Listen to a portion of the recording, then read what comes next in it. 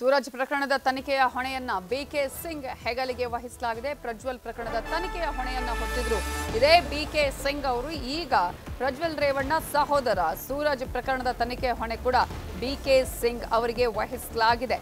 BK Singh ನೇತೃತ್ವದಲ್ಲಿ ಪ್ರಕರಣದ ತನಿಖೆಯನ್ನು ನಡೆಸಲಾಗುತ್ತೆ. ADGP BK Singh, DIG Sudhir Reddy ನೇತೃತ್ವದಲ್ಲಿ ಸಿಐಡಿ ಆರ್ಥಿಕ ಅಪರಾಧಗಳ ವಿಭಾಗದ ಎಡಿಜಿಪಿ ಬಿಕೆ ಸಿಂಗ್ ಅವರು ಇದರ ನೇತೃತ್ವವನ್ನು ವಹಿಸಿಕೊಂಡಿದ್ದಾರೆ. ಪ್ರಜ್ವಲ್ ರೇವಣ್ಣ ವಿರುದ್ಧದ ಪ್ರಕರಣಗಳು, ರೇವಣ್ಣ ವಿರುದ್ಧದ ಕಿಡ್ನಾಪ್ ಕೇಸ್, ಭವಾನಿ ರೇವಣ್ಣ ವಿರುದ್ಧದ ಕೇಸ್ ಸೇರಿದಂತೆ ಎಲ್ಲಾ ಪ್ರಕರಣಗಳ ತನಿಖೆಯನ್ನ ಎಸ್ಐಟಿ ನಡೆಸ್ತಾ ಇದೆ. ಈ ಒಂದು ಪ್ರಕರಣದ ತನಿಖೆಯನ್ನು ನಡೆಸ್ತಾ ಇರುವಂತಹ ಎಸ್ಐಟಿಯ ಈಗ ನೇತೃತ್ವವನ್ನು ವಹಿಸಿರುವ ಬಿಕೆ ಸಿಂಗ್ ಅವರು ಈ ಪ್ರಕರಣದ ತನಿಖೆಯ ಜವಾಬ್ದಾರಿಯನ್ನು ಕೂಡ ವಹಿಸಿಕೊಂಡಿದ್ದಾರೆ. ಪ್ರಕರಣದ ತನಿಖೆಯ ಹೊಣೆಯನ್ನ ಈಗಾಗಲೇ ಅವರ ಹೆಗಲಿಗೆ ನೀಡಲಾಗಿರುವಂತದ್ದು.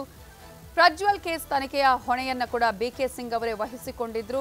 ಅಷ್ಟು ಮಾತ್ರ ಅಲ್ಲ, ರೇವಣ್ಣ ಅವರ ಪ್ರಕರಣ ಆಗಿರ್ಬೋದು, ಭವಾನಿ ರೇವಣ್ಣ ಅವರ ಪ್ರಕರಣ, ಇವೆಲ್ಲದರ ಬಗ್ಗೆ ಕೂಡ ಈಗಾಗಲೇ ಎಸ್ಐಟಿ ತನಿಖೆಯನ್ನ ಮಾಡ್ತಾ ಇದೆ.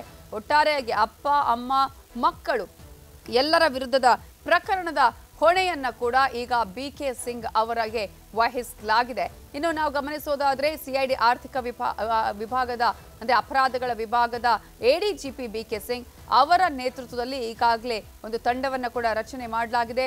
DIG Sudhir Reddy, ADGP BK Singh ಅವರ ನೇತೃತ್ವದಲ್ಲಿ ಇರುವಂತಹ ಈ ತಂಡದಲ್ಲಿ ಈಗ ಈ ಪ್ರಕರಣದ ತನಿಖೆಯನ್ನ ನೆರವೇರಿಸಲಾಗುತ್ತೆ.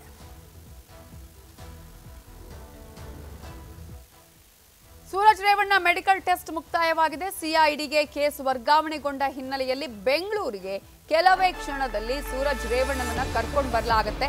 ಹಾಸನದಲ್ಲಿ ಈಗಾಗಲೇ ಮೆಡಿಕಲ್ ಟೆಸ್ಟ್ ಅನ್ನ ಮಾಡಲಾಗಿದೆ. ಈ ಒಂದು ಪ್ರಕರಣಕ್ಕೆ ಸಂಬಂಧಪಟ್ಟ ಹಾಗೆ ಈಗಾಗಲೇ ಎಲ್ಲ ಮೆಡಿಕಲ್ ಟೆಸ್ಟ್ ಮುಗಿದಿದೆ ಅಂತೆ.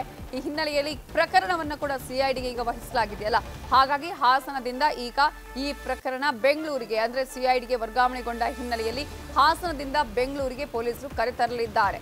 ಇನ್ನು ತನಿಖೆಯ ಅಗತ್ಯತೆಯ ಬಗ್ಗೆ ಯಾವ ರೀತಿಯಾದಂತಹ ತನಿಖೆ ನಡೀಬೇಕು ಅನ್ನೋದ್ರ ಬಗ್ಗೆ ತಯಾರಿಯನ್ನ ಆಲ್ರೆಡಿ ಸಿಐಡಿ ಅಧಿಕಾರಿಗಳು ಮಾಡಿಕೊಂಡಿದ್ದಾರೆ. ಸರ್ಕಾರದ ಆದೇಶದ ಬೆನ್ನಲ್ಲೇ ಸೂರಜ್ ಡ್ರಿಲ್ಗೂ ಕೂಡ ಸಿದ್ಧತೆಯನ್ನ ಮಾಡಿಕೊಳ್ಳಲಾಗಿದೆ.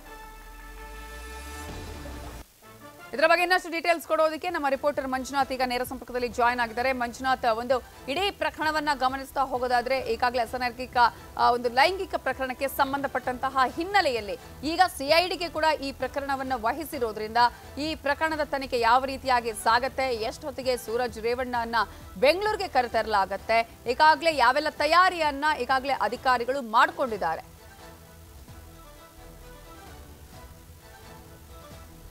ನವಿತಾ, ರೇವಣ್ಣ ಅವರ ಫ್ಯಾಮಿಲಿಗೆ ಒಂದಲ್ಲ ಒಂದು ರೀತಿಯಾದಂತಹ ಒಂದು ಸಂಕಷ್ಟಗಳು ಎದುರಾಗ್ತಿದೆ. ಒಂದ್ ಕಡೆ ಕಿಡ್ನಾಪ್ ಕೇಸ್ ಆಯ್ತು, ಮತ್ತೊಂದು ಕಡೆ ಅತ್ಯಾಚಾರ ಪ್ರಕರಣ ಆಯ್ತು, ಈಗ ಅಸಹಜ ಲೈಂಗಿಕ ದೌರ್ಜನ್ಯದ ಪ್ರಕರಣ ಕೂಡ ದಾಖಲಾಗಿರುವಂತದ್ದು. ಈ ಒಂದು ಪ್ರಕರಣ ರೇವಣ್ಣ ಅವರ ಹಿರಿಯ ಪುತ್ರ ಸೂರಜ್ ರೇವಣ್ಣನ ಮೇಲೆ ಹೊಳೆನರಸೀಪುರ ಗ್ರಾಮಾಂತರ ಠಾಣೆಯಲ್ಲಿ ದೂರು ಕೂಡ ಅಷ್ಟೇ ದಾಖಲಾಗಿತ್ತು. ಯಾವಾಗ ದೂರು ದಾಖಲಾಯಿತು ಇಮಿಡಿಯೇಟ್ ಆಗಿ ಪೊಲೀಸರು ಕೂಡ ಅಷ್ಟೇ ಬಹಳ ಆಕ್ಟಿವ್ ಆಗಿ ಕೆಲಸ ಮಾಡಿದ್ರು. ಜೊತೆಗೆ ಸೂರಜ್ ರೇವಣ್ಣನನ್ನು ಕೂಡ ಅಷ್ಟೇ ಇವತ್ತು ಬೆಳಗಿನ ಜಾವ ಬಂಧನ ಕೂಡ ಮಾಡಿದ್ರು. ಜೊತೆಗೆ ಸಂತ್ರಸ್ತನನ್ನು ಕೂಡ ಅಷ್ಟೇ ಈಗಾಗಲೇ ಕರ್ಕೊಂಡು ಬಂದು ಬೆಂಗಳೂರಿನ ಬೌರಿಂಗ್ ಆಸ್ಪತ್ರೆಯಲ್ಲಿ ಸುಮಾರು 4-5 ಗಂಟೆಗಳ ಕಾಲ ಸುಮಾರು 15 ರೀತಿಯಂತ ವೈದ್ಯಕೀಯ ಪರೀಕ್ಷೆಗಳನ್ನು ಕೂಡ ಮಾಡಿಸಿದ್ರು. ಈಗ ಸೂರಜ್ ರೇವಣ್ಣನ ಪ್ರಕರಣವನ್ನ ಸರ್ಕಾರ ಸಿಐಡಿಗೆ ಕೂಡ ಅಷ್ಟೇ ವರ್ಗಾವಣೆ ಮಾಡಿತು. ಸಿಐಡಿಯ ಆರ್ಥಿಕ ಮತ್ತು ಅಪರಾಧ ವಿಭಾಗದ ಎಡಿಜಿಪಿ ಆಗಿರುವಂತಹ ಬಿಕೆ ಸಿಂಗ್ ಅವರ ಹೆಗಲಿಗೆ ಈ ಒಂದು ಪ್ರಕರಣ ಕೊಟ್ಟಿದ್ರು. ಯಾಕಂದ್ರೆ ಈ ಹಿಂದೆಯ ರೇವಣ್ಣ ಅವರ ಕುಟುಂಬದ ಮೇಲೆ ದಾಖಲಾಗಿದ್ದಂತಹ ಪ್ರಕರಣಗಳೇನಿತ್ತು ಆ ಒಂದು ಪ್ರಕರಣದ ಇನ್ವೆಸ್ಟಿಗೇಷನ್ ಕೂಡ ಇದೇ ಒಂದು ಬಿಕೆ ಸಿಂಗ್ ಮಾಡ್ತಿದ್ರು. ಈಗ ಸೂರಜ್ ರೇವಣ್ಣನ ಅಸಹಜ ಲೈಂಗಿಕ ದೌರ್ಜನ್ಯ ಪ್ರಕರಣವನ್ನು ಕೂಡ ಇದೇ ಬಿಕೆ ಸಿಂಗ್ ಹೆಗಲಿಗೆ ಕೊಟ್ಟಿರುವಂತದ್ದು. ಈಗಾಗಲೇ ತನಿಖಾಧಿಕಾರಿಗಳು ಏನು ಹೊಳೆನರಸೀಪುರ ಗ್ರಾಮಾಂತರ ಠಾಣೆಯ ಪೊಲೀಸರು ಈಗಾಗಲೇ ಕೇಸ್ ಫೈಲ್ ನ ಸಮೇತವಾಗಿ ಬೆಂಗಳೂರು ಕೂಡ ಅಷ್ಟೇ ಬರ್ತಾ ಇರುವಂತದ್ದು. ಸದ್ಯಕ್ಕೆ ಹಾಸನದಲ್ಲಿ ಆತನ ವೈದ್ಯಕೀಯ ಪರೀಕ್ಷೆಯನ್ನು ಕೂಡ ಮಾಡಿಸಿದ್ರು. ವೈದ್ಯಕೀಯ ಪರೀಕ್ಷೆ ಆದಂತಹ ಬಳಿಕ ನೇರವಾಗಿ ಹೊಳೆನರಸೀಪುರ ಗ್ರಾಮಾಂತರ ಪೊಲೀಸರು ಸೂರಜ್ ರೇವಣ್ಣನನ್ನ ಕರ್ಕೊಂಡು ಬೆಂಗಳೂರು ಕೂಡ ಬರ್ತಿದ್ದಾರೆ. ಬೆಂಗಳೂರಿಗೆ ಬಂದಂತಹ ಬಳಿಕ ಕೇಸ್ ಫೈಲ್ ನ ಜೊತೆಗೆ ಈ ಒಂದು ಪ್ರಕರಣದಲ್ಲಿ ಏನೆಲ್ಲ ಇದುವರೆಗೂ ಇನ್ವೆಸ್ಟಿಗೇಷನ್ ಆಯಿತು, ಏನೆಲ್ಲ ಸಾಕ್ಷ್ಯಾಧಾರಗಳನ್ನ ಕಲೆಕ್ಟ್ ಮಾಡಿದ್ರು, ಪ್ರತಿಯೊಂದನ್ನು ಕೂಡ ಅಷ್ಟೇ ಸಿಐಡಿ ಅಧಿಕಾರಿಗಳು ಕೊಡ್ತಾರೆ. ಬಹುತೇಕ ಈ ಒಂದು ಪ್ರಕರಣದ ಇನ್ವೆಸ್ಟಿಗೇಷನ್ ಅನ್ನ ಸಿಐಡಿಯ ಡಿಐಜಿ ಆಗಿರುವಂತಹ ಸುಧೀರ್ ಕುಮಾರ್ ರೆಡ್ಡಿ ಅವರು ಮುಂದುವರಿಸುವಂತ ಒಂದು ಸಾಧ್ಯತೆಗಳು ಕೂಡ ಹೆಚ್ಚಾಗಿದೆ. ಒಂದು ಕಡೆ ಕೇಸ್ ಫೈಲ್ ಟ್ರಾನ್ಸ್ಫರ್ ಆದಂತಹ ಬಳಿಕ ಆರೋಪಿಯನ್ನು ಕೂಡ ಸಿಐಡಿ ಅಧಿಕಾರಿಗಳ ಕಸ್ಟಡಿ ಕೊಡ್ತಾರೆ. ಆರೋಪಿಯನ್ನ ಕಸ್ಟಡಿ ಕೊಟ್ಟಂತಹ ಬಳಿಕ ಅಗತ್ಯತೆ ಇದ್ದಂತಹ ವೇಳೆಯಲ್ಲಿ ವೈದ್ಯಕೀಯ ಪರೀಕ್ಷೆಯನ್ನ ಮಾಡಿಸ್ತಾರೆ. ಇಲ್ಲ ಅಂದಂತ ಪಕ್ಷದ ನೇರವಾಗಿ ಜಡ್ಜ್ನ ಮನೆಗೆ ಕರೆದೊಯ್ದು, ಯಾಕಂದ್ರೆ ಇವತ್ತು ಭಾನುವಾರ ಆಗಿದ್ದಂತ ಕಾರಣಕ್ಕೋಸ್ಕರ ಕೋರ್ಟ್ ಇರೋದಿಲ್ಲ.